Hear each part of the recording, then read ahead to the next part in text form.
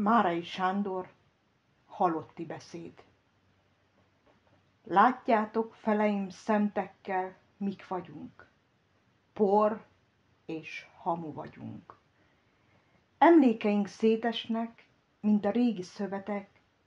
Össze tudod még rakni a Margit-szigetet? Már minden csak dirít darab, szilánk, avit, kacat. A halottnak szakálla nőtt, a neved számadat.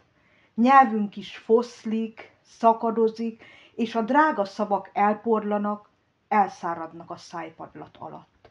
A pillangó, a gyöngy, a szív már nem az, ami volt, amikor a költő még egy családnyelvén dalolt, és megértették, ahogy a dajka éneket a szunnyadó nyűgös gyerek álmában érti meg. Szívverésünk titkos beszéd, álmunk zsiványoké. A gyereknek toldit olvasol, és azt feleli oké. A pap már spanyolul morogja koporsónk felett, a halál gyötrelmei körülvettek engemet. Az Ohiói bányában megbicsaklik kezed, a csákány koppan, és lehull nevedről az ékezet. A tiréni tenger zúgni kezd, s hallod Babit szavát, Krúdi hárfája zengi át az ausztrál éjszakát.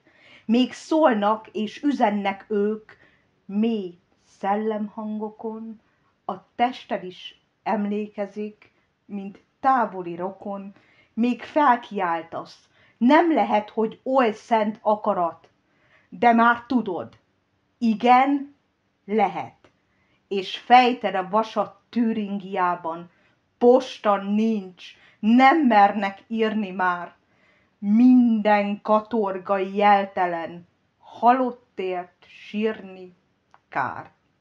A konzul gumitrág zabos, törli pápa szemét, látnivaló untatja sok okmány és pecsét, havi 1000 kap és kocsit, a mistress és a bébi fénykép áll az asztalán.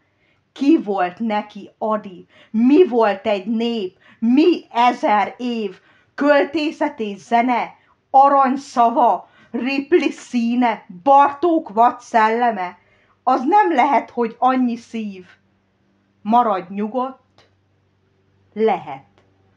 Nagyhatalmak cserélnek majd hosszú jegyzékeket. Te hallgass és figyelj! Tudjad már, él a kis sakál, mely afrikai sírodon 10 körmével kapál.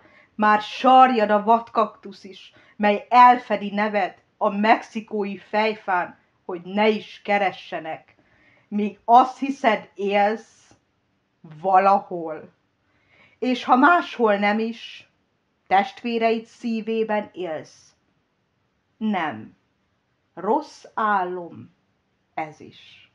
Még hallod a pörgő panaszt, testvér elad, egyhanggal éltan közbeszól, ne szóljon ajakad, egy másik nyög, nehogy ki távol síre nemzeten, még egy hörög, megutálni is kénytelen legyen.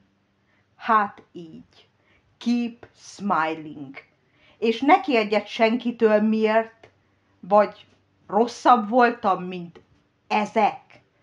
Magyar voltál, ezért, és ész voltál, litván, román, most hallgass és fizess.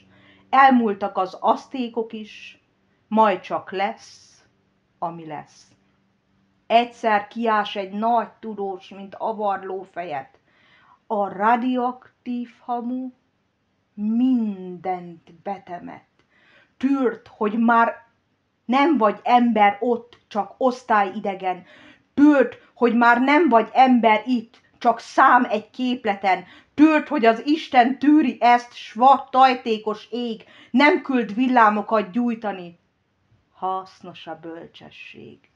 Mosolyog, mikor a pribét kiszedi nyelvedet, köszönd a koporsóban is, ha van, ki eltemett.